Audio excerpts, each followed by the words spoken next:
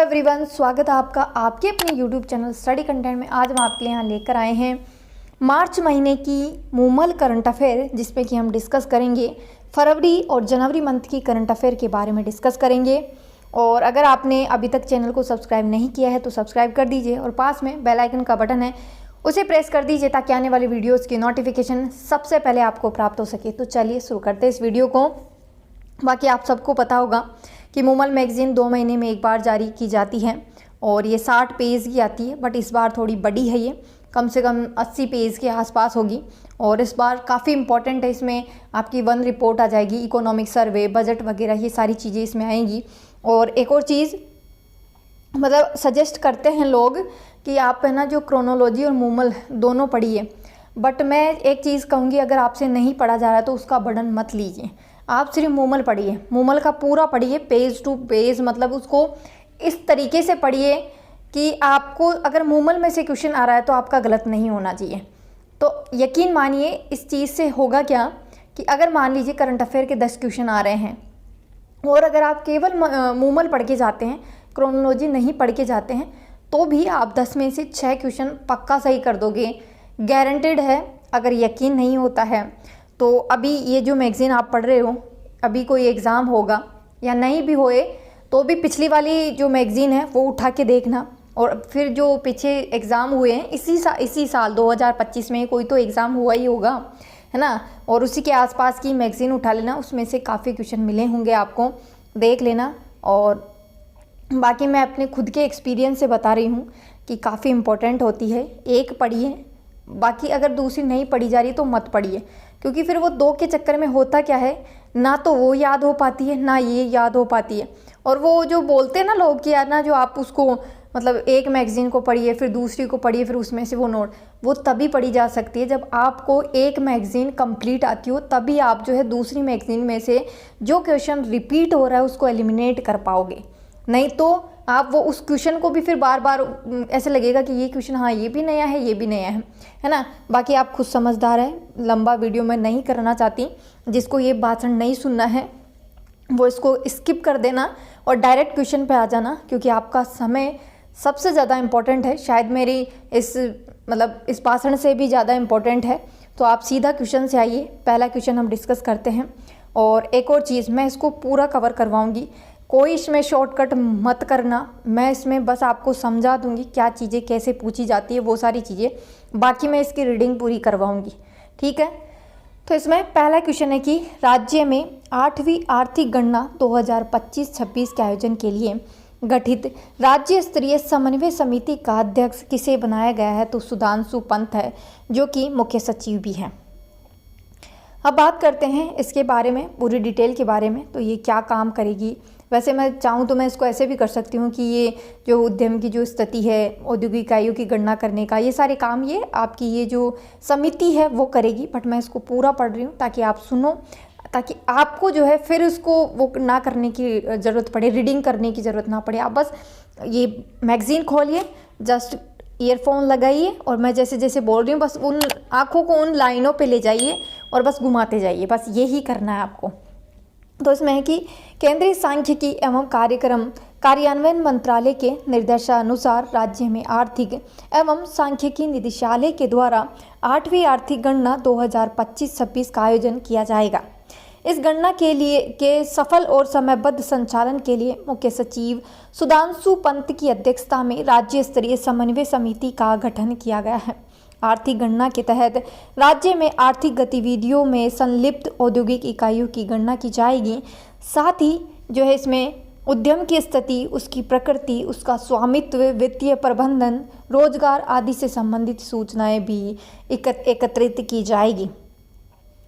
Next question है कि अंतर्राष्ट्रीय सहकारिता वर्ष 2025 के राज्य स्तरीय कार्यक्रमों को प्रभावी रूप से क्रियान्वयन करने के लिए गठित IYC राज्य अपेक्ष समिति का अध्यक्ष किसके द्वारा जो है ये अध्यक्षता जो है किसके द्वारा की जाएगी? तो मुख्यमंत्री के द्वारा की जाएगी। सबको पता होगा मुख्यमंत्री कौन है।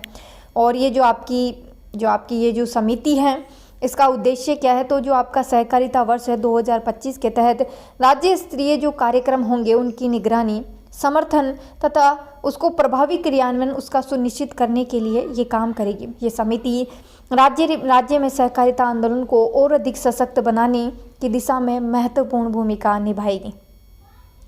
राज्य सहकारी विकास समिति के अध्यक्ष राज्य सहकारी विकास समिति का पुनर्गठन किया है। मुख्य सचिव सुधांशु पंत को राज्य सहकारी विकास समिति का अध्यक्ष बनाया गया है। तो मुख्य सचिव सुधांशु पंत से रिलेटेड 2 क्वेश्चन हो गए हैं, याद रख लेना। इस समिति का उद्देश्य है सहकारी समितियों को और अधिक प्रभावी बनाना, इनके संचालन में पारदर्शिता लाना और इनकी जो कार्य की क्षमता है उसको बढ़ावा देना, ये इस समिति का मुख्य उद्देश्य होगा। नेक्स्ट क्वेश्चन है मोस्ट इम्पॉर्टेंट है, इस मैगजीन का सबसे इम्पॉर्टेंट क्वेश्चन यही है, सबसे इम्पॉर्टेंट क्वेश्चन है, इसको मत छोड़ के जाना, क्योंकि जब भी पद्म पुरस्कार दिए गए हैं और ये मतलब पूछे ही गए हैं, इसका तो श्योर है, मैं मतलब इसका तो गारंटी देती हूँ 100% कि किसी ना किसी एग्ज़ाम में ये मतलब क्वेश्चन मिलेगा ही मिलेगा आपको, 100% है। और जो मतलब इससे रिलेटेड एक भी चीज़ नहीं छोड़नी, ये कहाँ से रिलेटेड है, मतलब ये जो कलाकार है जिनको पद्म पुरस्कार दिए गए हैं वो कहाँ से रिलेटेड है, मतलब किस जिले से रिलेटेड है, किस काम के लिए इनको दिया गया है, ये सारी चीज़ें आप याद करके जाना, ठीक है। 25 जनवरी 2025 को केंद्र सरकार के द्वारा घोषित पद्म पुरस्कार 2025 की सूची में राजस्थान के कितने गणमान्यों को पुरस्कृत किए जाने की घोषणा की है। तो इसमें राजस्थान के 3 लोग हैं, कौन कौन है, बेगम बतूल है, सीन काफ निज़ाम है और बैजनाथ महाराज हैं। राजस्थान के 3 लोगों को वर्ष 2025 के पद्म पुरस्कारों में पद्म श्री से सम्मानित किया जाएगा। बेगम बतूल की बात करें तो बेगम बतूल जो है वो जयपुर की हैं, भांड और भजन लोक गायिका है, ये मूल निवासी है, ये नागौर की है, बट ये जयपुर से रिलेटेड हैं। 2022 में इनको नारी पुरस्कार से सम्मानित किया गया। वे कई वर्षों से भगवान राम, कृष्ण, मीरा, कबीर आदि के भजन गाती रही और 25 से अधिक देशों में अपना जो है परफॉर्मेंस ये कर चुकी है। नेक्स्ट है कि सीन काफ निज़ाम जोधपुर से हैं, ये साहित्य व शिक्षा की श्रेणी में पद्मश्री सम्मान जो है इनको पद्मश्री के लिए इनको चुना गया है। 2010 में साहित्य अकादमी पुरस्कार भी इनको मिल चुका है। इनका मूल नाम बात करें तो शिव किशन बिस्सा है, इनका मूल नाम सीन काफ निज़ाम का। नेक्स्ट बात करते हैं नेक्स्ट स्कीम कि बैजनाथ महाराज जो कि सीकर हैं, अध्यात्म के लिए पद्मश्री के इनको जो है प्रदान किया जाएगा। वर्तमान में लक्ष्मणगढ़ सीकर में स्थित श्रद्धानाथ आश्रम में सनातन का प्रचार कर रहे हैं। ऋषिकेश की बात करें, कला के क्षेत्र के लिए 3 बार इनको ग्रैमी अवार्ड ये जीत चुके हैं, क्योंकि अगर आपको नहीं पता हो तो शायद मतलब ये जो आपका म्यूज़िक इंडस्ट्री होती है उसमें जो है आपका ग्रैमी अवार्ड बहुत बड़ा अवार्ड माना जाता है। और चौथी बार ब्रेक ऑफ डॉन के लिए इनको जो है न्यू एज एल्बम श्रेणी में जो है इनको नामांकित किया गया था। इस वर्ष जो है 7 हस्तियों को पद्म विभूषण, 19 को पद्म भूषण और 113 हस्तियों को पद्मश्री से नवाजा जाने की घोषणा की गई है। याद रखना ये 7, 19 और 113 का ये पूरा रेशियो याद रखना, क्योंकि पूछा जाएगा, क्योंकि एक भी नंबर इधर उधर हुआ ना तो मान लेना आपका क्वेश्चन गलत हो जाएगा। 7, 19 और 113 याद रखना। नेक्स्ट है कि प्रवासी राजस्थानी जिन्हें भुवनेश्वर में राष्ट्रपति द्रौपदी मुर्मू ने प्रवासी भारतीय सम्मान प्रदान किया है, डॉक्टर रामनिवास को प्रदान किया है। 10 जनवरी को राष्ट्रपति द्रौपदी मुर्मू ने प्रवासी भारतीय सम्मान प्रदान किए जाने की, जिनमें प्रवासी राजस्थानी डॉक्टर रामनिवास को भी सम्मानित किया गया है। ये म्यांमार में भिक्षु होते हैं उनको संस्कृत पढ़ा रहे हैं। नेक्स्ट है, और ये भी इम्पोर्टेंट है, ये ऐसे इम्पोर्टेंट है क्योंकि अभी आप सबने सुना ही होगा, जानते भी होंगे कि राजस्थान में अभी जिलों की संख्या बढ़ गई है, 41 ज़िले हो गए हैं। तो अभी जो है किस ज़िले में कितनी पंचायतें करनी है, क्योंकि पहले की तरह तो नहीं कर सकते ना, क्योंकि जिलों की संख्या बढ़ी है तो कहीं ना कहीं कुछ चीज़ें तो कम होगी, मतलब पंचायतों में जो जनसंख्या है वो कम की जाएगी, तभी तो इतनी पंचायतें बनेगी। अगर वो कम नहीं करेंगे तो पंचायतें कैसे बनेगी, है ना। तो इसलिए जो है पंचायतों का कुछ क्राइटेरिया इन लोगों ने डिसाइड किया है कि भाई पहले 4000 मतलब लोग जो जनसंख्या वहाँ रहती है उसको एक पंचायत घोषित किया जाता था, लेकिन अब इन्होंने कहा है कि अब हम 3000 की जनसंख्या पे ही जो है एक पंचायत घोषित करेंगे। तो वो सारी चीज़ें हैं, तो इसको थोड़ा सा ध्यान से देखना क्योंकि इम्पोर्टेंट है, अभी नहीं बाद के लिए भी इम्पोर्टेंट है। और जिन लोगों के राजस्थान की पॉलिटी लगती है और उसमें भी स्पेशल जो पंचायती राज लगता है उसके लिए काफ़ी इम्पोर्टेंट है, क्योंकि थोड़ा सा भी चेंज हुआ है तो वो पूछा जाएगा। ठीक है, तो इसमें है कि पंचायती राज संस्थाओं के पुनर्गठन हेतु राज्य सरकार के द्वारा गठित मंत्रिमंडलीय उप समिति का जो संयोजक है उसे वो बनाया गया तो मदन दिलावर है, जो कि वर्तमान में हमारे शिक्षा मंत्री हैं। ठीक है, और यही जो है पंचायती राज मंत्री भी है, तो याद रख लेना, क्योंकि मैगज़ीन पढ़ने का यही फ़ायदा होता है कि आपको राजस्थान में अभी कौन मंत्री क्या है, तो वो चीज़ें जो है आपको रटनी नहीं पड़ती है और ये याद भी नहीं होती। एक साथ लेके बैठोगे तो याद नहीं होती है ये। जब आपको जो चीज़ें करंट में हैं उससे रिलेटेड जो मैगज़ीन में दिया जाता है उसको साथ के साथ याद करिए, ताकि आपका जो है एक चैप्टर करंट अफेयर का कम होगा। तो इसमें है कि पंचायती राज संस्थाओं के पुनर्गठन हेतु गठित की गई कैबिनेट समिति का संयोजक शिक्षा मंत्री एवं पंचायती राज मंत्री है, वर्तमान में मदन दिलावर को बनाया गया है।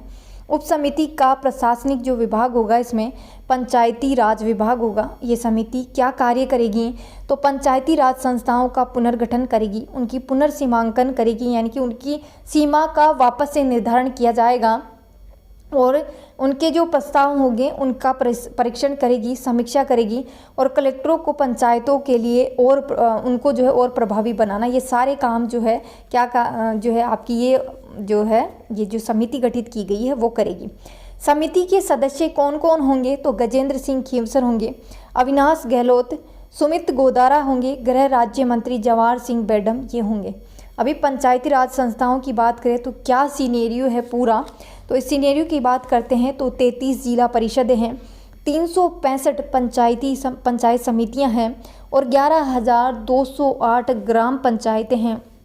और उसमें भी वार्डों की संख्या की बात करें 1,07,707 वार्ड है वर्तमान में। और ये जो आपकी ये जो डेटा दिया गया है वो आर्थिक समीक्षा 2023-24 के बिहाफ पे दिया गया है। प्रमुख क्या क्या प्रावधान किए जाएंगे, तो सामान्य जिलों में 2019 में कम से कम 4,000 और अधिकतम 6500 जनसंख्या वाली जो है एक पंचायत बनती थी, यानी कि इतनी जनसंख्या होगी तब हम उस एरिया को जो है एक पंचायत घोषित करेंगे। लेकिन जो है अभी से 4,000 की जगह 3,000 रुपये कर दिया गया है। जो अधिकतम जो जनसंख्या थी उसको अब 5500 कर दिया गया है ना। अब 3,000 की आबादी पर एक ग्राम पंचायत बनेगी। सामान्य जिलों के अलावा रेगिस्तानी और जो आदिवासी जो जिले होंगे, जहाँ पर सबको पता है कि रेगिस्तान में और जो आदिवासी जो इलाके होते हैं वहाँ पर आबादी कम ही रहती है, जो लोग वहाँ रहते आ रहे हैं बस वो ही रहते हैं और वहाँ से भी कोई एजुकेटेड हो जाता है तो वो वहाँ से निकल जाता है, तो वहाँ की जनसंख्या बहुत ही कम रह जाती है। इसलिए जो है वहाँ पर जो आबादी है वो 2000 की जो 2000 की न्यूनतम 2000 की आबादी पर एक ग्राम पंचायत बनेगी और अधिकतम 4,000 की संख्या यहाँ पर रखी गई है। 3,000 की आबादी पर जो है ग्राम पंचायत में 7 वार्ड बनेंगे। नेक्स्ट है कि 1,000 की आबादी बढ़ने पर 2 या अधिक वार्ड जो है और बनाए जाएंगे, यानी कि कहने का मतलब है कि अगर 3,000 की आबादी है तो वहाँ पर 7 वार्ड बनेंगे, प्लस फिर 3,000 के ऊपर अगर 1,000 फिर ये 1,000 में अगर बढ़ता जाता है तो फिर वहाँ पर जो है 2 या 2 से अधिक वार्ड और बनाए जाएंगे। नई पंचायत समिति बनाने का जो है मापदंड भी जो है अब बदला जाएगा। पहले 40 ग्राम पंचायत पर एक पंचायत समिति बनती थी, लेकिन अब जो है इसके स्थान पर 25 जो ग्राम पंचायतें हैं उनकी वो 25 ग्राम पंचायतें मिलकर के एक पंचायत समिति बनाएगी। 1 लाख आबादी वाली पंचायत समिति में 15 वार्ड और 1 लाख से अधिक आबादी वाली जो पंचायत समिति हैं उसमें प्रत्येक 15,000 पर 2 वार्डों की बढ़ोतरी की जाएगी। जो शहरिया क्षेत्र है आपका, शहरिया क्षेत्र जिसमें किशनगंज, शाहाबाद हो गया और 4 मरुस्थलीय जिले जो है आपके बीकानेर, बाड़मेर, जैसलमेर और जोधपुर के लिए न्यूनतम जनसंख्या 2,000 और अधिकतम जो जनसंख्या है वहाँ पर 4,000 की आबादी का प्रावधान किया गया है। यही प्रावधान अनुसूचित क्षेत्र जो कि आपका बांसवाड़ा, डूंगरपुर और प्रतापगढ़ और उदयपुर के लिए भी किया गया है। आपकी जो पंचायतों का पुनः सीमांकन किया जा रहा है, गठन किया जा रहा है, उसमें जो जनसंख्या का आधार वर्ष है वो 2011 की जनगणना लेंगे। क्योंकि देखिए होगा क्या कि अभी वाली जो जनगणना है वो अभी हुई नहीं है और इनको जो है पंचायतें बनानी है क्योंकि चुनाव भी आने वाले हैं। तो ये लोग इन्होंने अभी जो आधार वर्ष 2011 का माना है और उस टाइम की जो जनसंख्या है उसको आधार मानकर ही ये लोग पंचायतों का गठन करेंगे, क्योंकि आप सबको पता है कि 2011 में और अभी में तो इतना अंतर आ गया है जनसंख्या में काफ़ी ज़्यादा। लेकिन इनका कहना है कि ये 2011 को ही बेस मानेंगे और उसी के आधार पर ये पंचायतों का गठन किया जाएगा, मतलब उसी जनसंख्या के आधार पर। ठीक है, 8 नए जिले हैं जिसमें बालोतरा, प्यावर है, डींग है, डीडवाना, कुचामन, कोटपुतली, बहरोड है, खेड़तल, तिजारा है, फलोदी है, सुलंबर है।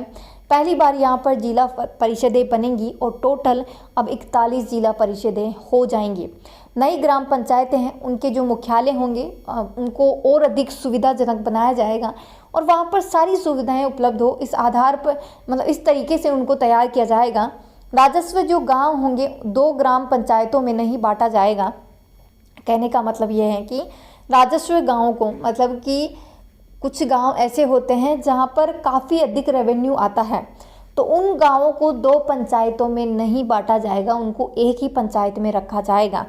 संपूर्ण ग्राम पंचायत का जो एरिया होगा वो एक ही विधानसभा क्षेत्र में होगा रखा जाएगा। मतलब ऐसे कि मान लीजिए जो आपकी ग्राम पंचायत है वो हो सकता है कि किसी पड़ोसी, मतलब जो आपका पड़ोसी विधानसभा क्षेत्र है एक, और उसके एक और पड़ोसी जो विधानसभा क्षेत्र है, उन दोनों में आपको बांट दिया जाए।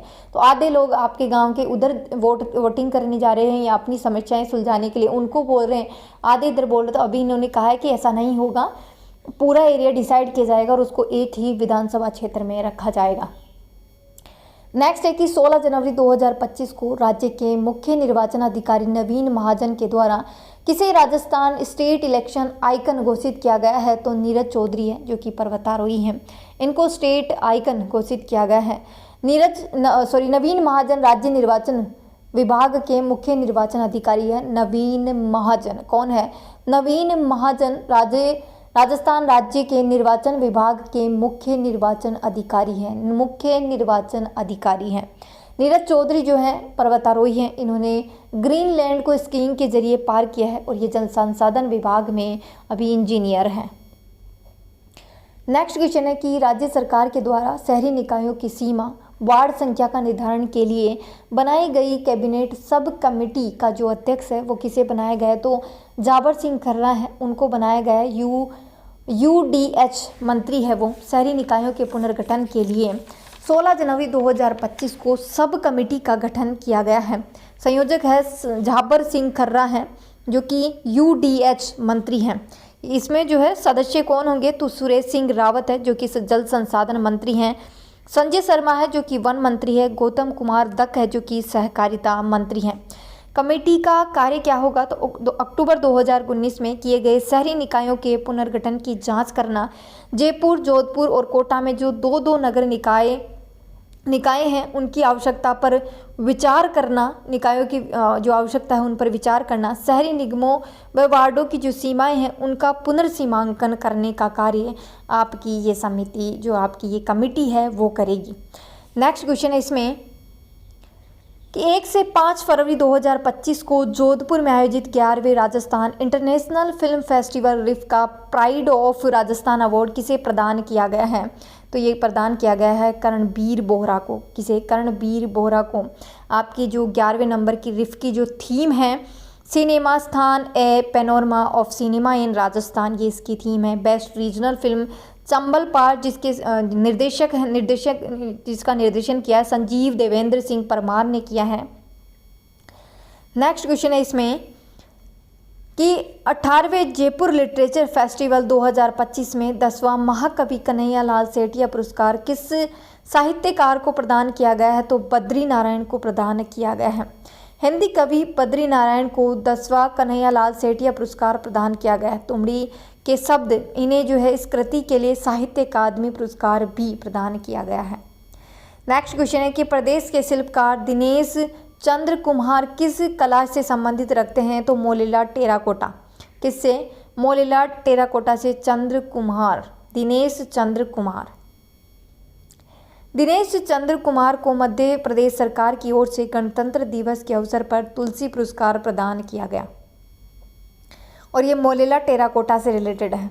अच्छा, कोई बता सकता है कि मोलेला टेराकोटा है कहाँ और कहाँ की फेमस है?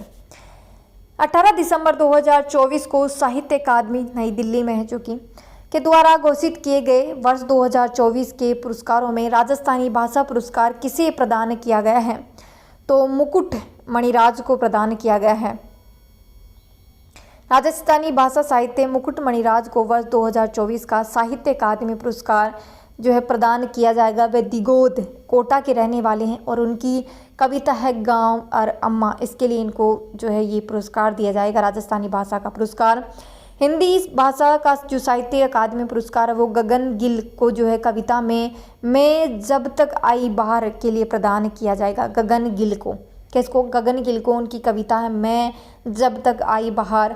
और राजस्थानी भाषा का पुरस्कार मुकुट मणिराज को गांव और अम्मा के लिए दिया जाएगा। दोनों ही इम्पोर्टेंट है, दोनों ही इम्पोर्टेंट है, काफ़ी इम्पोर्टेंट है। के बिरला फाउंडेशन का वर्ष 2024 का 34वां व्यास सम्मान किसे प्रदान किया जाएगा? सूर्य बाला को प्रदान किया जाएगा।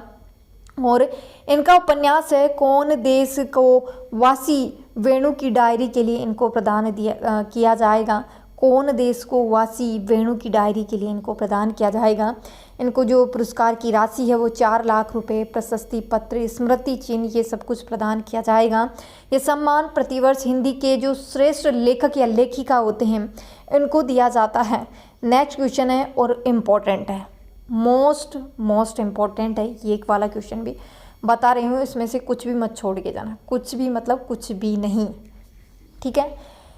27 जनवरी 2025 को राजस्थान उच्च न्यायालय के 3 न्यायाधीशों को मुख्य न्यायाधीश एम श्रीवास्तव ने शपथ ग्रहण करवाई है।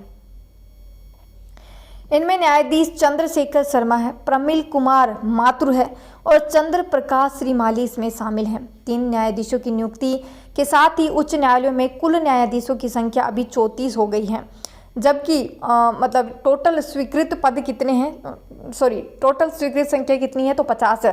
अब ये जो 50 है वो भी ऐसे नहीं है, ये होगी आपकी 49 + 1। वो कैसे? 49 तो न्यायाधीश होंगे और 1 आपके मुख्य न्यायाधीश होंगे, और ये क्वेश्चन पूछा गया है सेम रेशियो के साथ, तो इसको थोड़ा ध्यान रखना। जस्टिस मनीष शर्मा की बात करें, 17 फरवरी 2025 को अधिवक्ता मनीष शर्मा को राजस्थान उच्च न्यायालय में न्यायाधीश पद की नियुक्ति प्रदान की गई। इससे पूर्व 3 न्यायाधीशों को जनवरी में न्यायाधीश नियुक्त किया जा चुका है। इस प्रकार अब राजस्थान उच्च न्यायालय में कार्यरत न्यायाधीशों की संख्या 34 + 1 हो गई है, यानी कि 35 हो गई है भाई। स्वीकृत पदों की संख्या 50 है। नेक्स्ट क्वेश्चन है इसमें, और ये भी इम्पोर्टेंट है। जनवरी 2025 में प्रदेश का कौन सा शहर दुनिया के वेटलैंड मान्यता प्राप्त शहरों की सूची में शामिल हुआ है? तो उदयपुर हुआ है। कौन सा हुआ है? उदयपुर हुआ है। कौन सा हुआ है? उदयपुर हुआ है। भारत में पहली बार 2 शहरों को वेटलैंड शहरों के रूप में मान्यता मिली है। किस किस को? एक तो उदयपुर को, एक इंदौर को। उदयपुर को और इंदौर को 2 शहरों के शामिल होने से दुनिया भर में वेटलैंडों की संख्या जो है, वेटलैंड शहरों की जो संख्या है वो कितनी हो गई है? तो 31 हो गई है। 2 शहरों के शामिल होने से दुनिया भर में जो वेटलैंड है उनकी संख्या कितनी हो गई है? तो 31 हो गई है। वर्ष 2015 में COP 12 के दौरान रामसर कन्वेंशन ने एक संकल्प के द्वारा उन शहरों को वेटलैंड के रूप में मान्यता प्रदान करने का प्रस्ताव दिया जिन्होंने शहरी वेटलैंड को सुरक्षित और संरक्षित करने के लिए साधारण कदम उठाए। देखिए वेटलैंड क्या होते हैं, अगर मतलब कुछ लोग गए होंगे, सांबर झील किसने देखी है या फिर नहीं भी देखी तो मैं ऐसे ही बता देती हूँ आप लोगों को। जो ऐसी भूमि नहीं होती क्या, जो दलदली सी होती है, थोड़ी सी ऐसे सीमी सी, मतलब उसके अंदर सीम आई हुई रहती है और वो हमेशा ही मतलब नमी में रहती है, गीली हुई मतलब रहती है, वो सूखती नहीं है। वैसी भूमि जो है आर्द्र भूमि कहलाती है। तो जब आप सांबर की तरफ जाते हैं तो वहाँ पर कुछ छोटी छोटी जगहों पर जैसे पानी भरा हुआ होता है और वो थोड़ी ऐसे नमी रखे हुए भूमि होती है, उसको वेटलैंड घोषित किया जाता है। ऐसे थोड़े मतलब काफ़ी दूर में होता है, बट ऐसे थोड़ी दूर में जो है ऐसे बना हुआ होता है। मैंने देखा है, जब मैं सांबर गई थी तब मैंने देखा था कि क्या है वेटलैंड, मतलब किस तरीके से होता है। तो वहाँ पर क्या होता था कि थोड़ी एरिया में जो है कुछ दूर छोड़ के फिर थोड़ा सा एरिया आ गया, वहाँ पर पानी भरा हुआ है। वो जो आपकी वो वहाँ की जो जहाँ पर पानी भरा हुआ है उतनी सी ज़मीन जो है थोड़ी सी नमी सी है, दलदली सी है, मतलब आप उसमें पैर रखोगे ना तो फिसल जाओगे या नीचे धंस जाओगे, ऐसी ज़मीन है वो। और वहाँ पर जो है छोटे छोटे पक्षी वगैरह मतलब पानी पी रहे हैं, वैसी चीज़ें जो है देखने को मिलती है और वही आपकी आर्द्र भूमि होती हैं। ठीक है, यह स्थल प्राकृतिक या मानव निर्मित आर्द्र भूमियों को महत्व देते हैं। राजस्थान में 2 रामसर साइट हैं, 2 रामसर स्थल है, एक तो केवलादेव जो कि भरतपुर में है और दूसरा है सांबर झील। अच्छा, कोई बता सकता है कि ये कब कब मतलब कब तो जो है केवलादेव को रामसर साइट घोषित किया गया और कब सांबर झील को? ये 2 ही वेटलैंड है, दोनों के नाम बताइए आप जो है और कब इनको जो है रामसर साइट में जो है सम्मिलित किया गया था। मोस्ट इम्पॉर्टेंट क्वेश्चन और पूछा जा चुका है, काफ़ी बार एग्जाम्स में पूछा जा चुका है। तो इसको जो है अगर यहाँ कमेंट ना कर सको आप तो एक अपनी कॉपी होगी जिसमें आपने अभ्यारण्य वाला टॉपिक पढ़ा होगा, उसमें इंक्लूड कर लेना ये गूगल से करके, ठीक है, पर इसको जरूर कर लेना, ठीक है। प्रदेश का सबसे बड़ा ऑर्गेनिक कॉटन यार्न निर्यात केंद्र कहाँ स्थित है? तो भीलवाड़ा में स्थित है। कहाँ स्थित है प्रदेश का सबसे बड़ा ऑर्गेनिक कॉटन यार्न निर्यात केंद्र कहाँ स्थित है? तो भीलवाड़ा में है। प्रदेश का सबसे बड़ा ऑर्गेनिक कॉटन यार्न निर्यात केंद्र कहाँ स्थित है? भीलवाड़ा में। इंपॉर्टेंट है ये, ऐसे कैसे पूछा जाएगा, फिर इसमें कंफ्यूज हो जाओगे। तो आप जो है इसको ऐसे याद कर सकते हैं कि भीलवाड़ा वस्त्र नगरी के नाम से जाना जाता है। तो ऑर्गेनिक कॉटन यार्न मतलब कॉटन क्या चीज़ है? वस्त्रों से रिलेटेड तो है, तो उसको वैसे याद कर लेना। वस्त्र नगरी राजस्थान का मैनचेस्टर भीलवाड़ा अब ऑर्गेनिक कॉटन यार्न निर्यात का सबसे बड़ा केंद्र बन गया है। ये जो कॉटन है विदेशों में कपड़े बन रहे हैं इस कॉटन से, जो कि त्वचा के साथ पर्यावरण के लिए भी लाभदायक। ऑर्गेनिक जो कॉटन है यानी कि जैविक जो कपास है उसको प्राकृतिक तरीके से उगाया जाता है।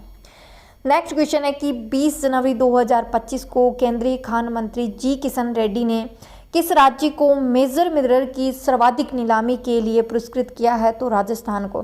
देखिए कि देश में मेजर मिनरल की जो मिनरल है उसकी सर्वाधिक खानों की नीलामी राजस्थान को राष्ट्रीय अवार्ड प्रदान किया गया है। नीलामी यानी कि राजस्थान में जो खाने हैं उसकी नीलामी की गई, यानी कि उनका जो खानों से जो खनन करने का कॉन्ट्रैक्ट है वो कंपनियों को दिया गया है। ये ऐसी चीज़ है। राजस्थान में 31 मेजर मिनरल ब्लॉकों में 22 माइनिंग लीज और 9 कंपोजिट लाइसेंस के लिए नीलामी की गई है। नेक्स्ट है कि भारतीय न्याय संहिता के 3 नए कानूनों की जो कानून है उनकी पालना के लिए केंद्र सरकार ने किस राज्य को मॉडल स्टेट के रूप में चुना है? तो राजस्थान को चुना है। याद रखना, राजस्थान को चुना है। 1 जुलाई 2024 से देश में न्याय संहिता के 3 नए कानून लागू हो चुके हैं। 3 नए कानून कौन कौन से हैं? भारतीय न्याय संहिता, भारतीय नागरिक सुरक्षा संहिता और भारतीय साक्ष्य अधिनियम की पालना के लिए केंद्र ने राजस्थान को मॉडल स्टेट चुना है। नए कानूनों में होने वाले बदलाव को सबसे पहले यहाँ जो है लागू होंगे और इससे जो है समय पर जांच के साथ ही कोर्ट के जो नतीजे हैं वो भी आएंगे और FSL के उपयोग में विश्वसनीयता बढ़ेगी। पुलिस, कोर्ट, जेल के जो प्रोसेस में है वो तकनीक जो उसकी जो प्रोसेस होगी उस तकनीक में मानव श्रम बचेगा। नेक्स्ट है कि प्रदेश का पहला बालिका सैनिक स्कूल कहाँ खोला जाएगा? तो जोधपुर में। प्रदेश का पहला बालिका सैनिक स्कूल कहाँ खोला जाएगा? जोधपुर में। और ये जोधपुर संभाग का पहला स्कूल होगा और राजस्थान का पहला बालिका स्कूल होगा, पहला बालिका सैनिक स्कूल होगा। ठीक है। शिक्षा विभाग ने जोधपुर से 26 किलोमीटर दूर थब्बूकड़ा जो है आपका थब्बूकड़ा है वहाँ पर वो जो गांव है थब्बूकड़ा, वहाँ पर बालिका सैनिक स्कूल जो है खोलने के लिए जगह चिन्हित की गई है। जोधपुर संभाग का ये पहला सैनिक स्कूल होगा और प्रदेश का पहला यानी कि राजस्थान का पहला बालिका सैनिक स्कूल होगा। कैसे भी पूछा जा सकता है ये क्वेश्चन। ठीक है। इसके अलावा अन्य जो संभाग है अजमेर, कोटा, चूरू, उदयपुर और जयपुर में भी जो है ये स्कूल खोले जाएंगे। नेक्स्ट क्वेश्चन है कि 10 से 12 जनवरी 2025 को पर्यटन विभाग और जिला प्रशासन के द्वारा अंतर्राष्ट्रीय ऊंट महोत्सव का आयोजन कहाँ किया गया है?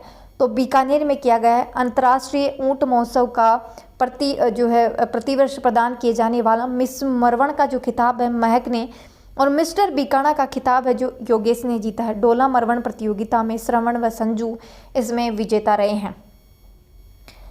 नेक्स्ट क्वेश्चन इसमें कि 4 जनवरी 2025 को सुप्रीम कोर्ट के न्यायाधीश और नालसा के कार्यकारी अध्यक्ष ने प्रदेश में कहाँ पर विधिक सेवा सदन व विधिक सेवा जो आपका मार्ग है का लोकार्पण किया है तो जयपुर में किया है। राज्य विधिक सेवा प्राधिकरण के भवन में विधिक सेवा सदन व मार्ग का लोकार्पण किया गया है। राष्ट्रीय विधिक सेवा प्राधिकरण नालसा के अध्यक्ष जस्टिस BR गवई हैं और राज्य विधिक सेवा प्राधिकरण नालसा के अध्यक्ष जस्टिस पंकज भंडारी हैं। राजस्थान हाईकोर्ट मुख्य न्यायाधीश MS श्रीवास्तव है। नालसा जो है क्या कार्य करती है तो ये अधिकार मतलब इसका लोग मतलब ये क्या कार्य करती हैं, जो लोग मतलब वकील अफोर्ड नहीं कर पाते उनके लिए निःशुल्क मतलब फ्री में जो है ये उनको न्याय दिलाने का कार्य करती हैं। ठीक है। रालसा का लोगो है अधिकार आपका कर्तव्य हमारा। न्याय रोसाती रालसा की मासिक पत्रिका जो है वो जारी की जाती है और इस अवसर पर स्मॉल परियोजना उड़ान का भी शुभारंभ किया गया है। देखिए मतलब इंडिया लेवल पे भी है जो है एक नालसा नाम से जो है एक राष्ट्रीय विधिक सेवा प्राधिकरण काम करता है जो कि लोगों को निःशुल्क जो है न्याय प्रदान करने के लिए काम करता है। और रालसा वैसी सेम टू सेम वैसी ही जो है अभी राज्य में रालसा काम कर रहा है। नेक्स्ट क्वेश्चन है कि प्रदेश के किस स्थान पर स्थापित रीजनल ड्राइविंग ट्रेनिंग सेंटर को जो देश के पहले अंतर्राष्ट्रीय ड्राइविंग ट्रेनिंग सेंटर के तौर पर मान्यता मिली है तो सिंगावल जो कि अजमेर में है। और इसमें क्या कुछ चीज़ें होंगी तो इसमें बहुत सारी चीज़ें होंगी। जब लोग बाहर जाते हैं तो उनको मतलब जो सऊदी अरब में ड्राइविंग करते हैं तो उनको ये जो आपका ये केंद्र खुला है सिंगावल अजमेर में उससे जो है मान्यता प्राप्त करनी होगी। केंद्र सरकार के सड़क परिवहन और राजमार्ग मंत्रालय की योजना के अंतर्गत सिंगावल में स्थापित देश के पहले रीजनल ड्राइविंग ट्रेनिंग सेंटर जो है वो देश के पहले अंतर्राष्ट्रीय ड्राइविंग टेस्ट सेंटर के तौर पर जनवरी 2025 में इसको मान्यता मिली है। भारत और सऊदी अरब सरकारों के बीच हुए जो समझौता हुआ उसके तहत सऊदी अरब में ड्राइविंग के लिए जाने वाले जो भारतीय हैं उनको इस केंद्र पर अनिवार्य ड्राइविंग टेस्ट जो है देना होगा। नेक्स्ट है कि राज्य में किन 2 शहरों में वर्ष 2025 में GST ट्रिब्यूनल बेंच खुलने जा रही है तो जयपुर जोधपुर में। कौन से 2 शहर? जयपुर जोधपुर याद करना, इसको पूछा जाएगा ऐसा का ऐसा। GST tribunal bench Jaipur Jodhpur. प्रदेश में GST ट्रिब्यूनल को तोहफा मिलने वाला है। इसकी प्रधान पीठ जो कि दिल्ली में है और इसकी जो अदर ब्रांचेज हैं वो जयपुर और जोधपुर में होगी, जिसमें जो है जिनमें जो उपाध्यक्ष है पदनाम से हाईकोर्ट के जो मतलब यहाँ पर जो उपाध्यक्ष होंगे वो कौन होंगे? जो हाईकोर्ट से सेवानिवृत्त न्यायाधीश है उनको यहाँ पर जो है उपाध्यक्ष बनाया जाएगा। आने वाले 1-2 माह में ट्रिब्यूनल का गठन किए जाने की उम्मीद है। ट्रिब्यूनल में जयपुर और जोधपुर में 4 सदस्य होंगे और जिसमें 2 सदस्य जो है आपके न्यायिक क्षेत्र से होंगे और बाकी जो 2 सदस्य हैं वो तकनीकी क्षेत्र से होंगे। इन तकनीकी जो तकनीकी क्षेत्र से जो सदस्य आने वाले हैं इनमें से एक को केंद्रीय सेवा और एक को राज्य सेवा का जो है अनुभवी होना आवश्यक है। कहने का मतलब सिंपल सा ये है कि वो IAS या RAS होना चाहिए। ठीक है, ऐसी चीज़ होनी चाहिए इनमें। नेक्स्ट क्वेश्चन है कि 14 जनवरी 2025 को प्रदेश के किस स्थान से स्वदेशी मिसाइल नाग की तीसरी पीढ़ी का सफल परीक्षण किया गया है तो Pokhran field firing range Jaisalmer से। पोखरण फील्ड फायरिंग रेंज में स्वदेशी मिसाइल नाग की तीसरी पीढ़ी का सफल परीक्षण किया गया। ये जो आपकी नाग मिसाइल है 230 मीटर प्रति सेकंड की गति से जो है अपने लक्ष्य पर प्रहार करती हैं और 4 किलोमीटर दूर बैठे दुश्मन को मात्र 18 सेकंड में ये तबाह कर देती हैं। ये जो आपकी जो मिसाइल है नाग मिसाइल वो फायर एंड फॉरगेट यानी कि दागो और भूल जाओ इस तकनीक पर कार्य करती है। यानी कि वो होता ना कि तीर कमान से और बात जबान से अगर निकल गई तो वापस नहीं आती, वो वैसे ही आपकी ये काम करती है। इसको एक बार छोड़ दिया गया तो ये मान के चलिए उसको टारगेट को जो है वो तबाह करके ही जो है वापस आएगी। तो इसमें है कि उदयपुर में स्थित किस खनन उत्पादक कंपनी को लगातार दूसरी बार विश्व की पहली सस्टेनेबल मेटल माइनिंग कंपनी बनी है? हिंदुस्तान जिंक लिमिटेड बनी है। बस यही याद कर लेना, इसमें से और कुछ नहीं आएगा।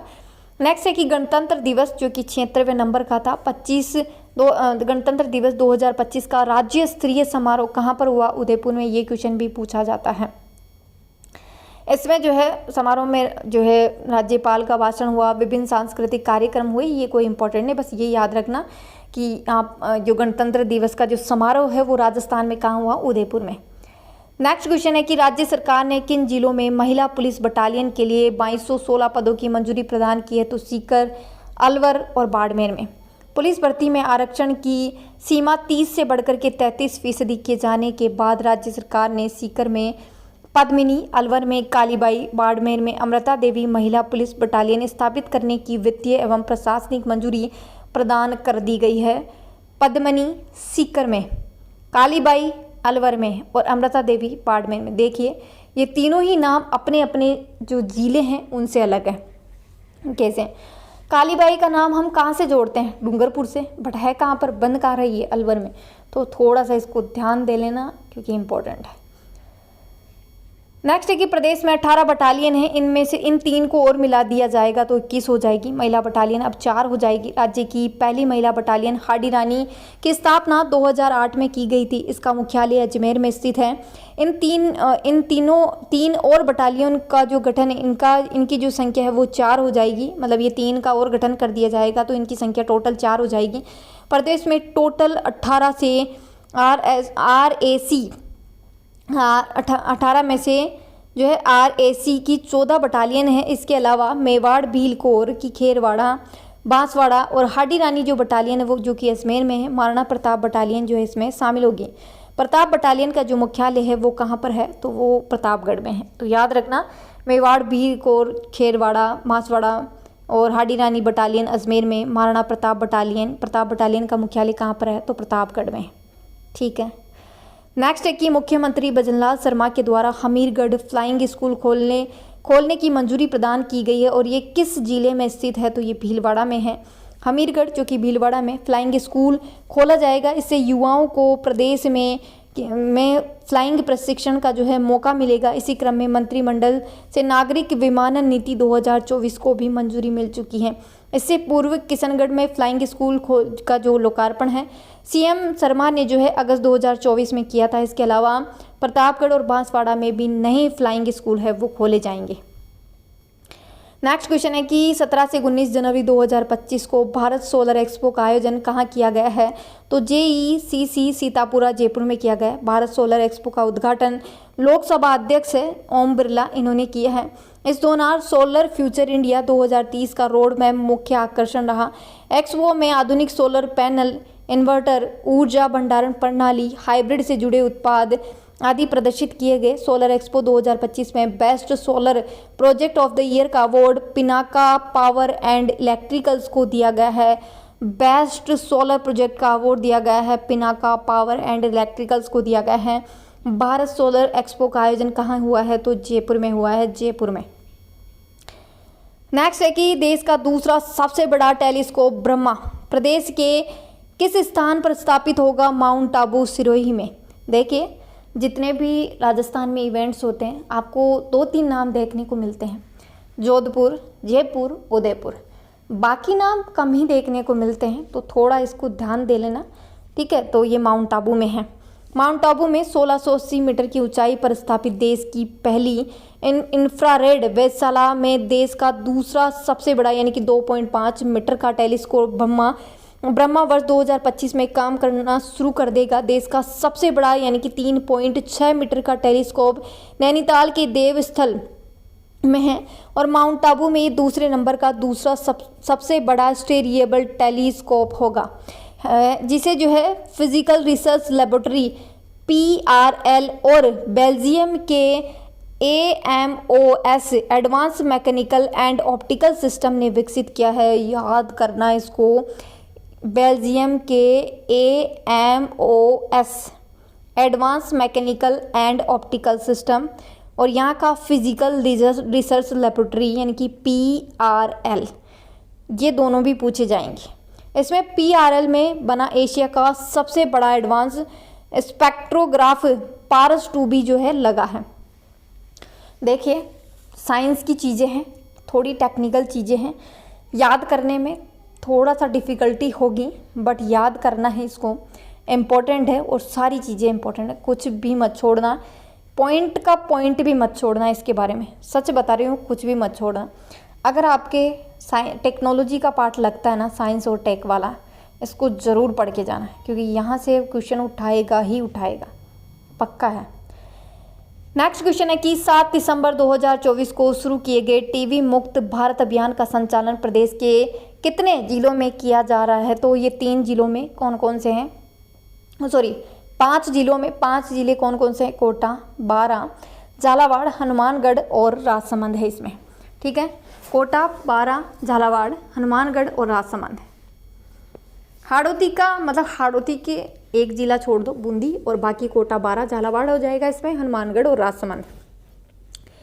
टीबी मुक्त भारत अभियान, इसका शुभारंभ 7 दिसंबर 2024 को किया गया। ये जो अभियान है राष्ट्रीय शुभारंभ केंद्रीय स्वास्थ्य मंत्री जेपी नड्डा ने पंचकुला हरियाणा से इसका शुभारंभ किया था। प्रदेश में सवाई मानसिंह हॉस्पिटल से, यानी कि राजस्थान में इसका शुभारंभ सवाई मानसिंह हॉस्पिटल से, जबकि इंडिया में पंचकुला हरियाणा से।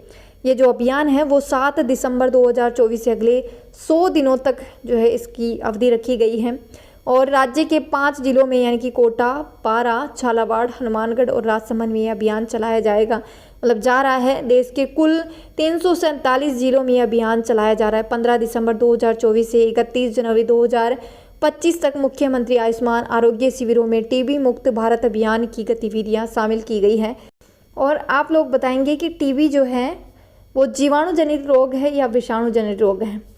टीबी का जो है उसमें कौन से, कैसे उसका उपचार किया जाता है, उसमें कौन से टीके लगते हैं, कैसे क्या उसका उपचार किया जाता है, आप लोग कमेंट करिए। ठीक है, नेक्स्ट है कि देश भर में खोले जा रहे 85 नए केंद्रीय विद्यालयों में से कितने विद्यालय राजस्थान में खोले जाएंगे? तो 9 विद्यालय राजस्थान में खोले जाएंगे। केंद्र सरकार की कैबिनेट ने जो है देश भर में 85 नए केंद्रीय और 28 नवोदय विद्यालयों को मंजूरी दी है। इसमें राजस्थान के 9 केंद्रीय विद्यालय शामिल हैं, जिसमें से जो है AFS जो कि फलोदी जोधपुर में है, BSF जो कि सतराना में है, श्री करणपुर जो कि गंगानगर में है, हिंडौन सिटी करौली में है, मेड़ता सिटी नागौर में, राजसमंद, राजगढ़ अलवर में, बीम जो कि राजसमंद में है, महुआ दौसा में है।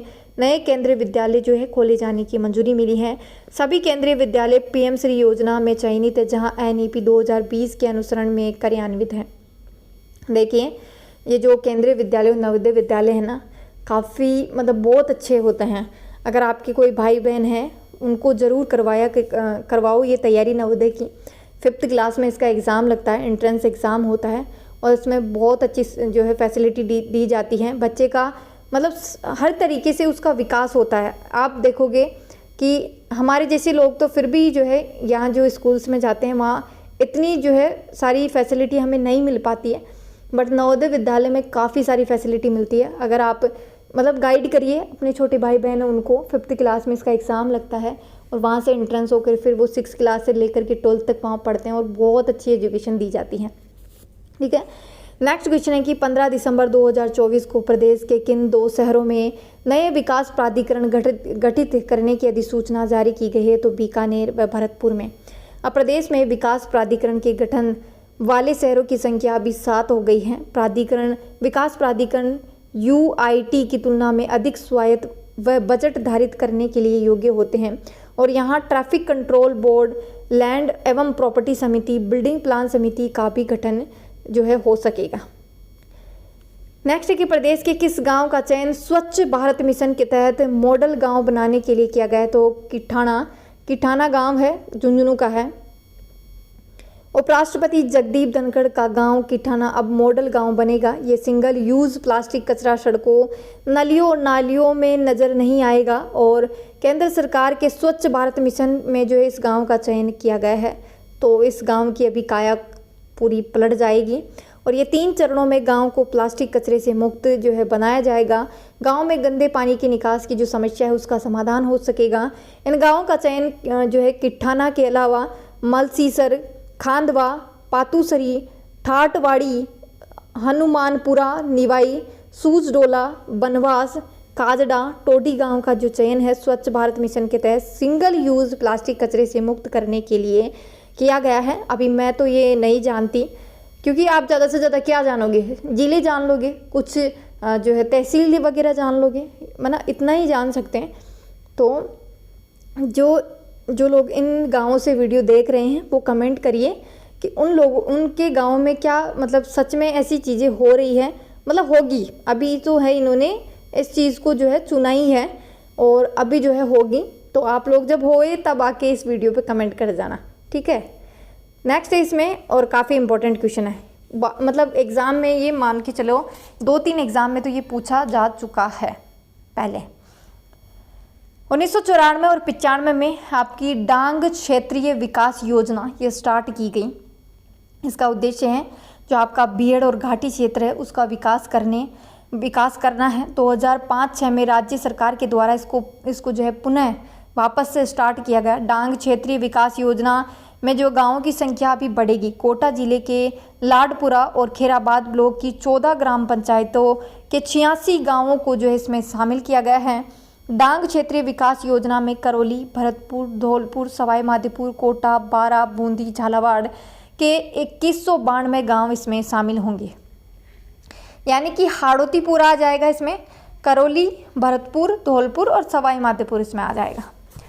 चालू वित्तीय वर्ष के लिए इन जिलों में 868 विकास जो कार्य हैं वो स्वीकृत किए गए हैं, जिस पर जो है 4,444.78 लाख रुपए खर्च होंगे। नेक्स्ट है कि केंद्र सरकार की स्वामित्व योजना का संबंध किससे है, तो ग्रामीण परिवारों को संपत्ति कार्ड देने से है। 18 जनवरी 2025 को प्रधानमंत्री नरेंद्र मोदी ने देश भर में 10 राज्यों और 2 केंद्र शासित प्रदेशों में वीसी के द्वारा स्वामित्व योजना के तहत संपत्ति कार्ड वितरित किए हैं।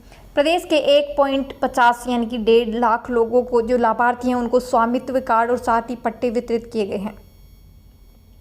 स्वामित्व योजना के तहत 35,955 गांवों का ड्रोन सर्वेक्षण पूरा किया जा चुका है। ये पूरी तरीके से पारदर्शी और वैज्ञानिक प्रक्रिया। संपत्ति कार्ड से भूमि स्वामित्व के विवादों का हल होने के साथ ही पंचायत भूमि, चारागाह क्षेत्रों की पहचान एवं आपदा प्रबंधन आसान हो सकेगा। योजना में ड्रोन सर्वेक्षण से ग्रामीण आबादी का डिजिटल मैप तैयार कर भू स्वामित्व धारकों को स्वामित्व कार्ड और पट्टा प्रदान किया जाता है। इससे जो है संपत्ति पर ऋण लेना आसान हो सकेगा। नेक्स्ट क्वेश्चन है कि 22 जनवरी 2025 को पार्वती कालीसिंध चंबल लिंक परियोजना PKC का नया नामकरण किस रूप में किया गया है, तो रामजल सेतु लिंक परियोजना के रूप में किया गया है। श्री राम जन्मभूमि अयोध्या में रामलला की प्राण प्रतिष्ठा का 1 साल पूरा होने के अवसर पर मुख्यमंत्री भजनलाल शर्मा ने राजस्थान और मध्य प्रदेश की जो PKC ERCP परियोजना है उसका नाम रामजल सेतु लिंक परियोजना किए जाने का पोस्टर का विमोचन किया है। ये जो नाम है राजस्थान के रा से और मध्य प्रदेश के मैं से मिलकर के बना है, तो इसका नाम है रामजल सेतु लिंक परियोजना। इसका शिलान्यास 17 दिसंबर 2024 को प्रधानमंत्री मोदी जी के द्वारा किया गया था। 17 जिलों की 3.25 करोड़ आबादी को 40% लोगों को शुद्ध पेयजल जो है ये उपलब्ध करवाएगी। 4102 MCM जल उपलब्ध हो सकेगा इसके तहत। इसमें 522 MCM जो पुनः चक्रित जल भी जो है शामिल रहेगा। 2.5 लाख हेक्टेयर क्षेत्र में सिंचित जो है सिंचाई करने का कार्य करेगी। इस परियोजना में चंबल और इसकी सहायक नदियां कुन्नू, कूल, पार्वती, कालीसिंध और मेज के अतिरिक्त पानी को बनास, मोरेल, बाणगंगा, रूपारेल, पार्वती, गंभीरी नदी बेसिनों में भेजा जाएगा। नवनेरा बांध जो है प्रथम चरण का कार्य पूरा हो चुका है। देखिए ये योजना है, इसमें पूरी डिटेल इस पेज में दी गई है, पूरी डिटेल दी गई है। आप जो है इस पेज को ना पूरा का पूरा आपके जो परियोजना वाला टॉपिक लगता है ना उसमें ऐसे के ऐसे छाप लेना पूरा का पूरा, है ना, ताकि आपको बार बार फिर चीज़ें ढूंढनी नहीं पड़ेगी। बैराज बांध से लेकर के बनाएंगे कृत्रिम जलाशय, इन जिलों को मिलेगा पानी। तो जयपुर, झालावाड़, बारा, कोटा, बूंदी, सवाई माधोपुर, दौसा, करौली, धौलपुर, भरतपुर, डींग, खेरथल, तिजारा, अलवर, कोटपुतली, बहरोड, अजमेर, प्यावर, टोंक सहित टोटल 17 जिलों को 3.25 करोड़ आबादी को जो है पानी पहुंचेगा। बैराज जो है कूल नदी पर रामगढ़ बैराज, पार्वती नदी पर महलपुर बैराज, कालीसिंध नदी पर नवनेरा बैराज और मेज नदी पर मेज बैराज, बनास नदी पर निमोद राठौड़ बैराज बनेगा। याद रखना ये बैराज भी पूछे जाएंगे। कृत्रिम जलाशय अजमेर और अलवर में बनेंगे। बांध का जो निर्माण है इसरदा और डोंगरी, बिसलपुर बांध की जो क्षमता है 0.50 मीटर जो है बढ़ाई जाएगी। कितनी? 0.50 मीटर। एक एक लाइन इंपॉर्टेंट है, इसको रट जाना। नेक्स्ट क्वेश्चन है कि राज्य में संचालित की जा रही मंगला पशु बीमा योजना के अंतर्गत बड़े पशु श्रेणी में देय मुआवजा कितना है, तो 40,000 रुपये प्रति पशु है। राज्य सरकार ने 15 दिसंबर 2024 को ये योजना लागू की है। इसमें 21 लाख पशुओं का बीमा करने का लक्ष्य किया गया है। जो बड़े पशु है जिनमें गाय है, भैंस है, ऊँट है, वो शामिल होंगे। एक व्यक्ति कोई 2 दुधारू पशुओं का बीमा करवा सकता है। पशु की जो आकस्मिक या प्राकृतिक रूप से कैसे भी अगर मृत्यु हो जाती है तो उसको 40,000 रुपये की राशि दी जाएगी मुआवजे के तौर पर। और जो छोटे पशु है जिसमें भेड़ है, बकरी है, उनको जो है उनका निःशुल्क बीमा करवाया जा सकता है और मुआवजे के रूप में जो है 4,000 रुपये पर पशु के हिसाब से जो है इनको राशि दी जाएगी। नेक्स्ट क्वेश्चन है कि भारत वन स्थिति रिपोर्ट 2023 राजस्थान विशेष। देखिए, अभी वन रिपोर्ट जारी की गई है और 2023 के नाम से ये जारी हुई है और ये 2 साल में जारी की जाती है आपकी वन स्थिति रिपोर्ट, और ये पूरी इंडिया की भी जारी हुई है। इसमें हम राजस्थान के बारे में पढ़ेंगे। तो ये कब जारी की गई, तो 21 दिसंबर 2024 को जारी की गई है। पर्यावरण, वन और जलवायु परिवर्तन मंत्री है भूपेंद्र यादव, इनके द्वारा भारत वन स्थिति रिपोर्ट 2023 जारी की गई है। भारतीय वन स्थिति रिपोर्ट 2023 जो है ये 18वें नंबर की रिपोर्ट है और इसकी ये जो डेट है रिलीज़ करने की, ये पूछी जा सकती है क्योंकि आपकी जो वन स्थिति रिपोर्ट 2023 के नाम से जारी की गई है, जबकि एक्चुअल में जो है ये रिलीज़ कब हुई है, तो 21 दिसंबर 2024 को। ठीक है, 1988 से भारतीय वन जो स्थिति रिपोर्ट है वो 2 वर्षों में एक बार जारी की जा रही है, यानी कि हर 2 साल में आपकी ये रिपोर्ट आती है, वन स्थिति रिपोर्ट आती है। पर्यावरण, वन और जलवायु परिवर्तन मंत्रालय के अधीन आपका जो भारतीय वन सर्वेक्षण उसके द्वारा जो है ये प्रकाशित की जाती है। यानी कि जो आपकी वन स्थिति रिपोर्ट है वो जारी कौन करता है, तो भारतीय वन सर्वेक्षण जो है उसके द्वारा की जाती है। भारत की जो वन स्थिति रिपोर्ट है 2023 के अनुसार राजस्थान में जो अभिलेखित वन है वो कितने हैं, तो 32,864.62 वर्ग किलोमीटर में फैला हुआ है और इसी एरिया को हम अगर परसेंट में देखेंगे तो 6.60% का एरिया ये कवर कर रहा है।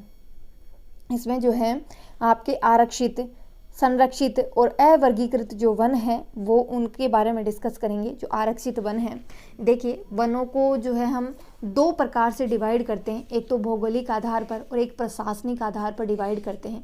भौगोलिक आधार पर तो उनकी भौगोलिक स्थिति के आधार पर कि कहाँ कैसी स्थिति है, यानी कि कहाँ कैसी जलवायु है, उस आधार पर हम डिवाइड करते हैं। जैसे कि उष्ण कटिबंधीय कंटीले वन, उपोष्ण पर्वतीय वन, उष्ण कटिबंधीय शुष्क पतझड़ वन है, उस प्रकार से हम जो है भौगोलिक आधार पर डिवाइड करते हैं। और दूसरा हम डिवाइड करते हैं प्रशासनिक आधार पर।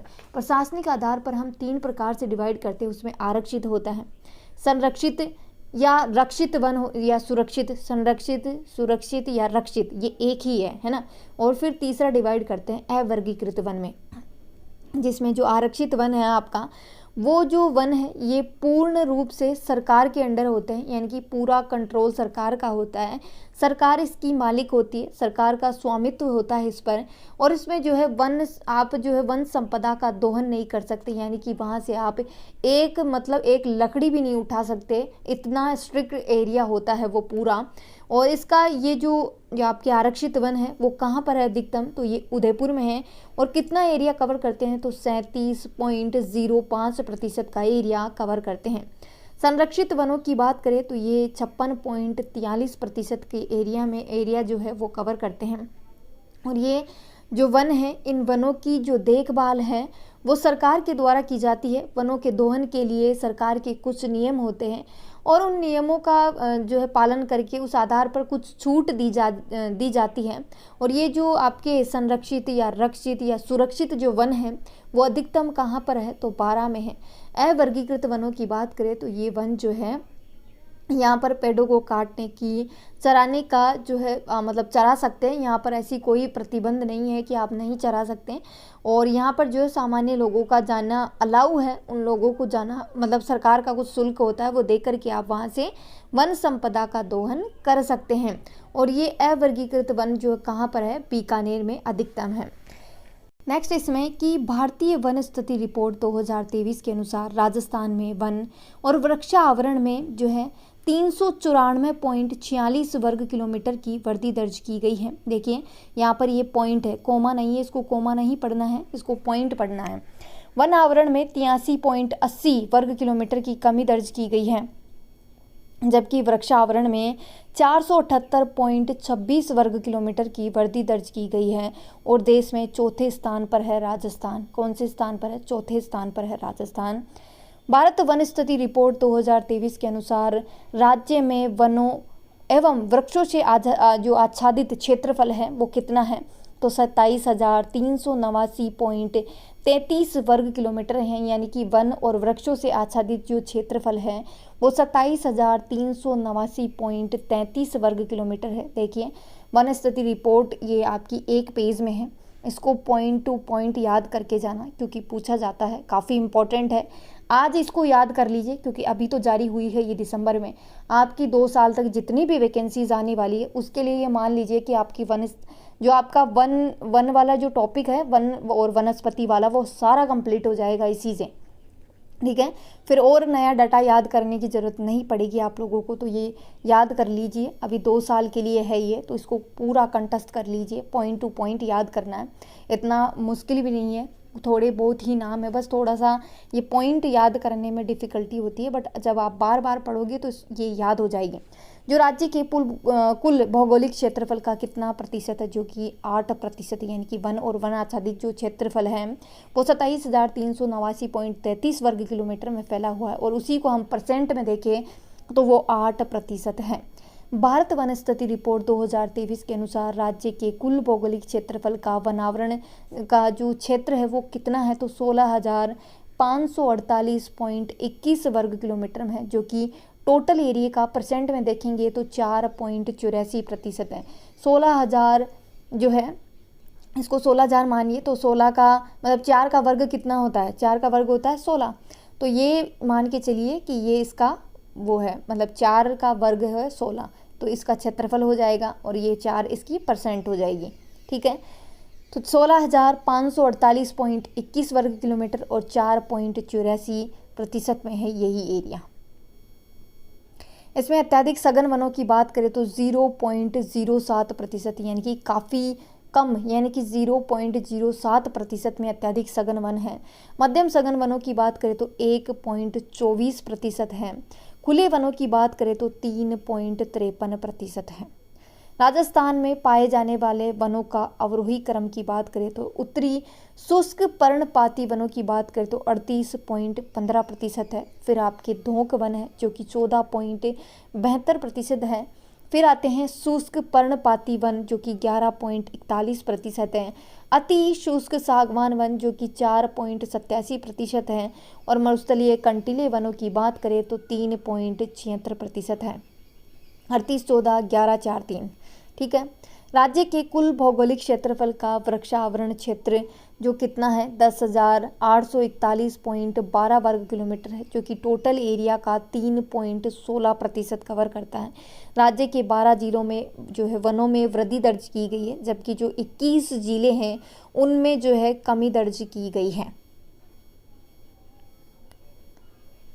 अब बात करते हैं आपके वन क्षेत्रफल में वृद्धि में जो शीर्ष जिले हैं वो कौन कौन से हैं, तो इनके बारे में डिस्कस कर लेते हैं। सीकर है, सीकर में कितनी वृद्धि दर्ज की गई है? 19.14 वर्ग किलोमीटर की वृद्धि दर्ज की गई है। बाड़मेर है, बाड़मेर में 19 वर्ग किलोमीटर की। अलवर में 16.39 वर्ग किलोमीटर की और उदयपुर में 12.46 वर्ग किलोमीटर की वृद्धि दर्ज की गई है। आप जो है ABCD को उल्टा पढ़िए, ABCD को उल्टा पढ़िए। कैसे उल्टा पढ़ेंगे?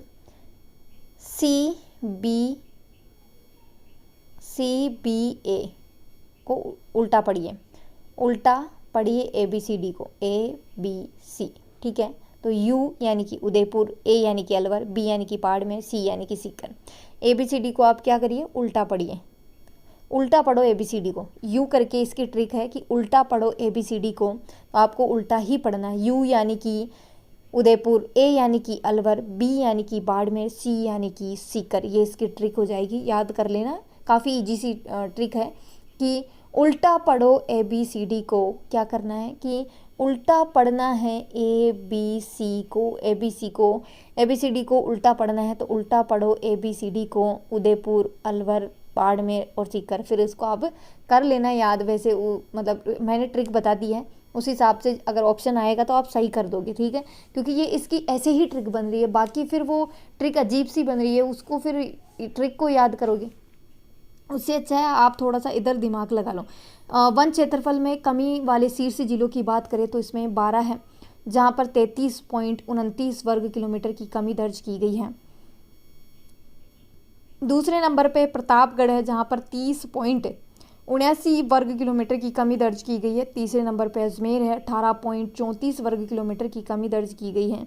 और फिर चौथे नंबर पर है बीकानेर, जो कि 14.85 वर्ग किलोमीटर की कमी दर्ज की गई है। अब ये सब चीज़ें सुन के आपकी जो है बीपी बढ़ रही होगी, ठीक है। ये सब सुन के जो है बीपी आपकी अभी जो है बढ़ रही होगी, बीपी आपकी जो है अब बढ़ रही होगी। ये सब सुन के बी यानी कि 12, पी यानी कि प्रतापगढ़, अब यानी कि अजमेर, और बढ़ रही है यानी कि बीकानेर।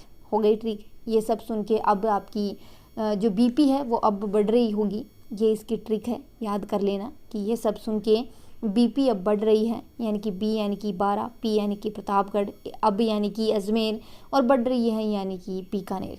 सर्वाधिक वनावरण वाले जिले जो कि नीचे दिए गए हैं, उदयपुर है, जहाँ पर 2766.30 वर्ग किलोमीटर में फैला हुआ है।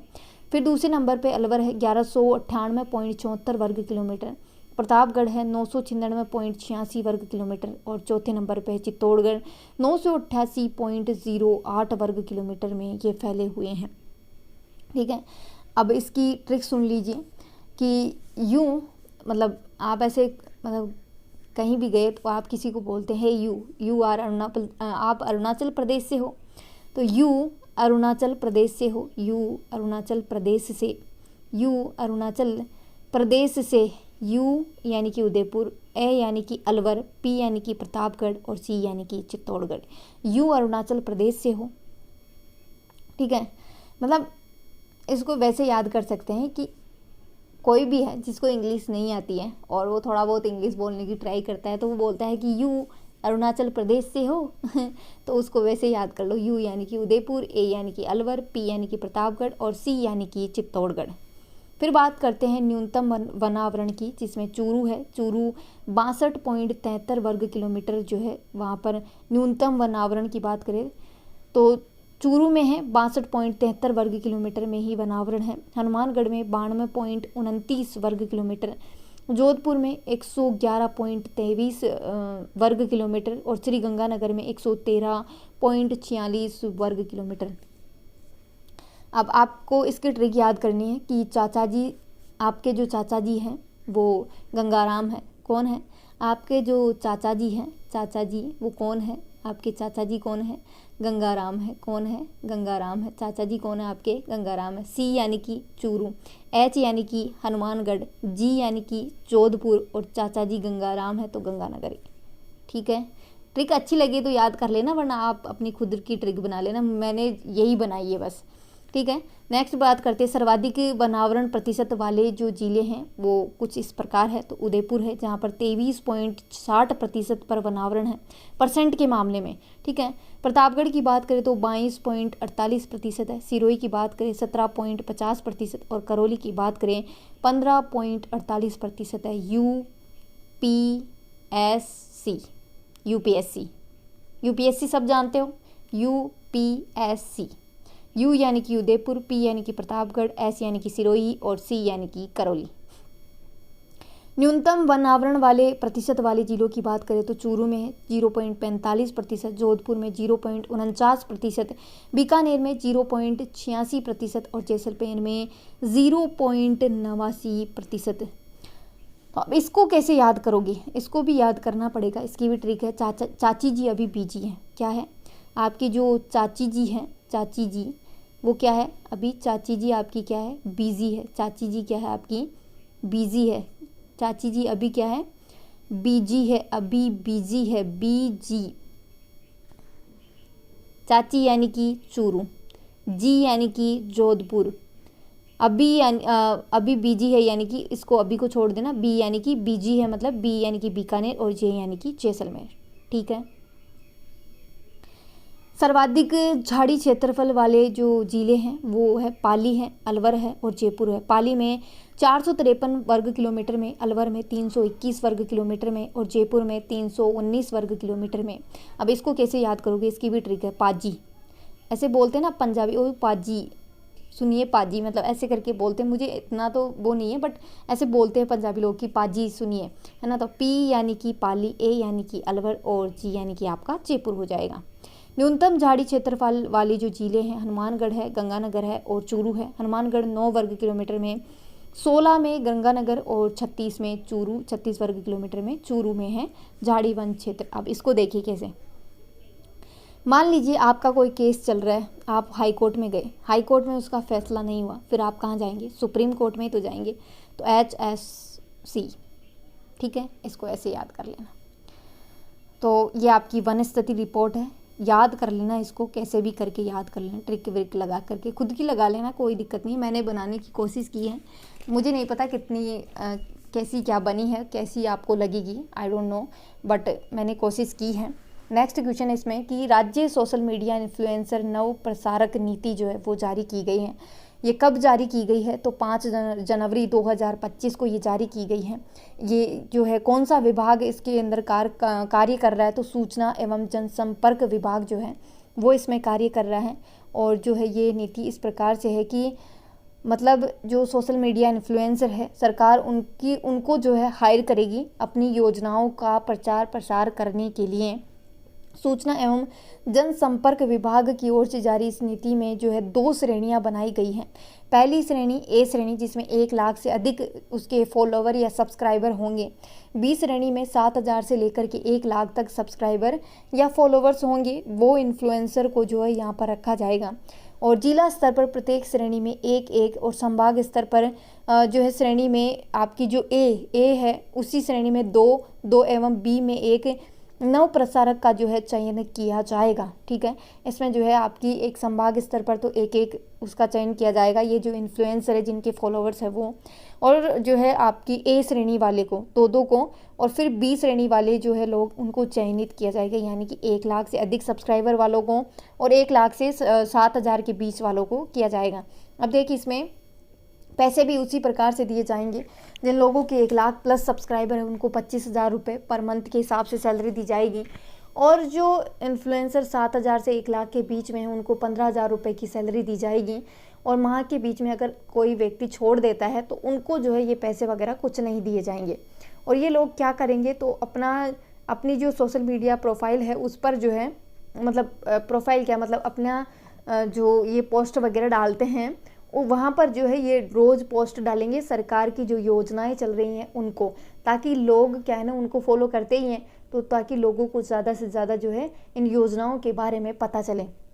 जिला सूचना एवं जनसंपर्क कार्यालय के प्रभारी इन नव प्रसारकों के मेंटर के रूप में जो है कार्य करेंगे, मतलब इनकी निगरानी रखेंगे।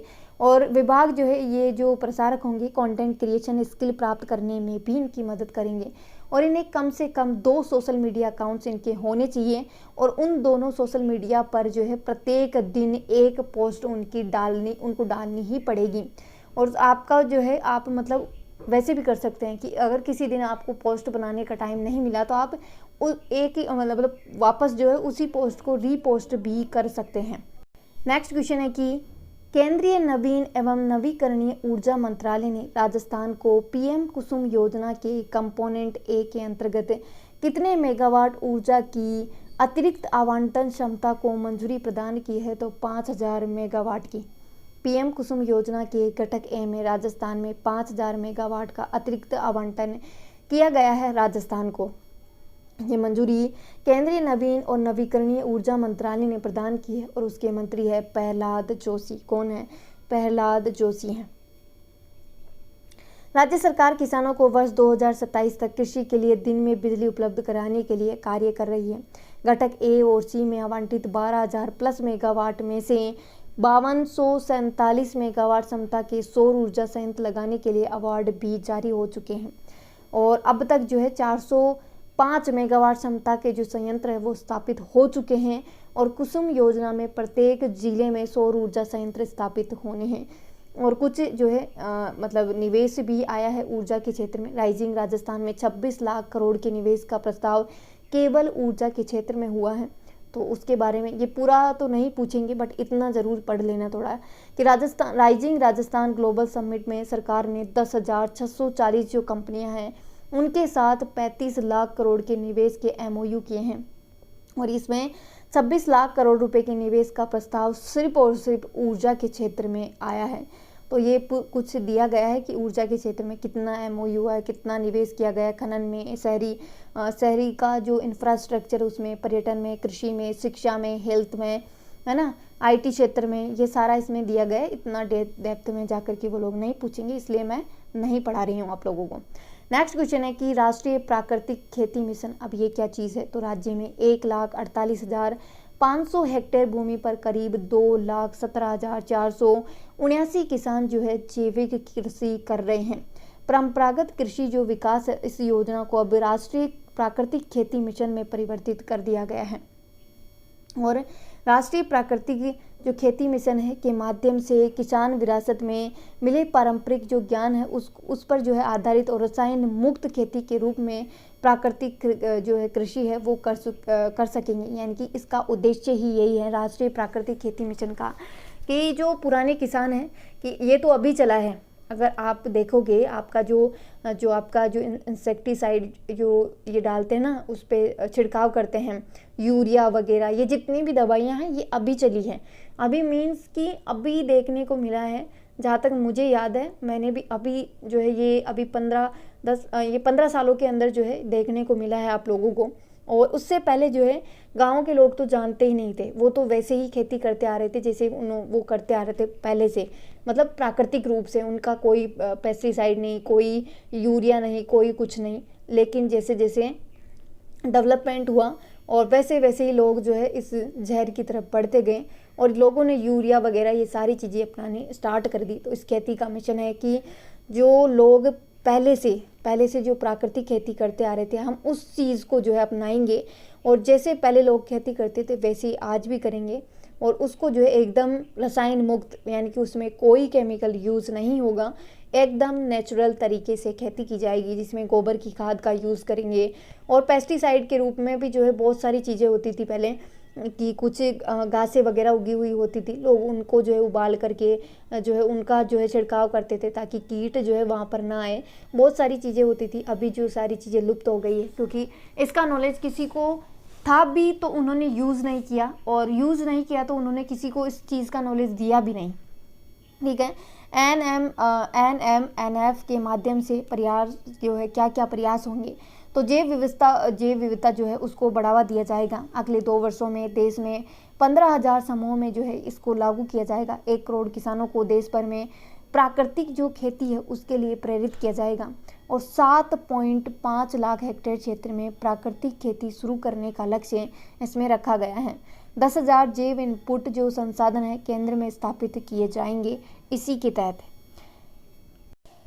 नेक्स्ट है मधुहारी क्लिनिक। मधुहारी क्लिनिक क्या है? तो जो लोग डायबिटीज़ से पीड़ित हैं उनका इलाज करने के लिए मधुहारी जो क्लिनिक है वो लॉन्च किए गए हैं, ताकि जो है ये लोग निःशुल्क इलाज अपना करवा सके। ऐसा करने वाला राजस्थान पहला राज्य बना जहां पर टाइप 1 डायबिटीज़ से पीड़ित जो बच्चे किशोर किशोरियां हैं उनके लिए मधुहारी क्लिनिक संचालित हैं, जो कि जयपुर का जेकेलोन हॉस्पिटल है। कोटा, जोधपुर, उदयपुर, बीकानेर और अजमेर के जितने भी बड़े बड़े हॉस्पिटल हैं वहाँ पर जो है टाइप 1 डायबिटीज़ से जो पीड़ित बच्चे हैं उनकी लाइन लिस्टिंग की गई है और उनको ट्रैकिंग करके शहर या कस्बे के पास स्थित हॉस्पिटल में निःशुल्क इलाज मिलने से उनको जो इधर उधर भटकना नहीं पड़ेगा। ये जो योजना है इसका शुभारंभ 12 अक्टूबर 2024 को किया गया। ये पायलट प्रोजेक्ट के रूप में जयपुर में प्रथम sub divisional hospital Chomu Shahpura, दूसरे नंबर पे जो है चाकसू सांबर में, और जो है उदयपुर में, फिर भिंडर मावली में, जोधपुर में जिला अस्पताल है पावटा, पिपाड़ सिटी ओसिया में, नागौर जिला हॉस्पिटल है नागौर, सब डिविजनल अस्पताल जायल एवं डेगाना। इन हॉस्पिटल्स में पहले इसको जो है पायलट प्रोजेक्ट के रूप में चलाया गया है। और नेक्स्ट इसमें कि टीबी उन्मूलन के लिए जो वयस्कों को BCG का टीका लगाने के लिए पायलट प्रोजेक्ट में राज्य के भीलवाड़ा और झुंझुनू जिलों को जो है इसमें चुना गया है। नेक्स्ट क्वेश्चन है कि राजस्थान हरियाणा यमुना जल समझौता जो है उसके अनुसार प्रदेश को जल वितरित जो है कहाँ से किया जाएगा, तो ताजेवाला हैंड हथिनी कुंड बैराज जो कि हरियाणा में है। ताजेवाला हैंड से 3 अलग अलग पाइपलाइनों के जरिए करीब 263 वर्ग किलोमीटर से पानी लाया जाएगा। हरियाणा के हथिनी कुंड बैराज ताजेवाला हैंड पर खुद का पंप हाउस जो है बनाया जाएगा, ताकि पानी का जो वितरण है उसको लेकर के हरियाणा की जो निर्भरता है वो हमारी ना रहे, सीधे ही हम जो है राजस्थान के चूरू, झुंझुनू और सीकर को जो है पानी पहुंचा सकेंगे। 2 चरणों में इसका काम होगा। पहले चरण में जो है चूरू, सीकर, झुंझुनू और अन्य क्षेत्रों में पेयजल की आपूर्ति के लिए जल उपलब्ध होगा और दूसरे चरण में चूरू जिले में 35,000 हेक्टेयर और झुंझुनू में 70,000 हेक्टेयर सिंचाई के लिए पानी दिया जाएगा। याद रखना, काफ़ी इंपॉर्टेंट है, एरिया तक पूछा जाता है इन चीज़ों में। यहाँ पर बनेगा रिजर्वायर, यानी कि प्रोजेक्ट में मुख्य रिजर्वायर चूरू जिले के हासियावास में बनाया जाएगा। अन्य रिजर्वायर जो स्थल है वो भी चिन्हित करने का काम चल रहा है। झुंझुनू जिले की बुहाना तहसील में अतिरिक्त स्टोरेज रिजर्वायर जो है बनाए जाएंगे, ताकि पानी को जो है एकत्रित भी किया जा सके। दोनों जो राज्य हैं और केंद्रीय जल आयोग ने 17 फरवरी 2024 को दिल्ली संयुक्त DPR बनाने के लिए MOU हुआ था और राजस्थान ने 14 मार्च 2024 को टास्क फोर्स का भी गठन कर दिया है। इस प्रोजेक्ट में 25,000 करोड़ रुपए का व्यय होने का अनुमान लगाया गया है। नेक्स्ट है कि प्रदेश की पहली सोलर लिफ्ट सिंचाई परियोजना कहाँ शुरू होने जा रही है। मेज नदी जो कि कहाँ पर है, बूंदी में है। बूंदी जिले की सबसे लंबी नदी मेज नदी प्रदेश की पहली सोलर लिफ्ट सिंचाई परियोजना की टेस्टिंग की गई है। ये पहली ऐसी परियोजना जहाँ पर नदी से सोलर सिस्टम के द्वारा किसानों को निःशुल्क पानी मिलेगा, साथ ही बिजली का भी जो है यहाँ पर उत्पादन हो सकेगा। पानी लिफ्टिंग के लिए 167 किलोवाट के 2 सोलर प्लांट बनाए जाएंगे। इसमें 522 सौर ऊर्जा के प्लांट जो है वो लगाए जाएंगे और 2025 में 52 करोड़ रुपए की लागत से इस परियोजना से बूंदी जिले की 2 पंचायतों फोलाई और गेंडोली जो आपकी पंचायत है कि किसानों को पानी मिल सकेगा। मेज नदी से में 4 नदियां हैं, कुरेल है, घोड़ा पचाड़ है, बेजान है और तालेड़ा का है संगम होता है। तो ये यहाँ तक है, तो वीडियो यहीं तक है। वीडियो को ज़्यादा से ज़्यादा लाइक करना है, शेयर करना है, कमेंट करना है। ऐसी और वीडियोज़ के लिए हमारे चैनल को सब्सक्राइब करना ना भूले। जय हिंद, जय भारत।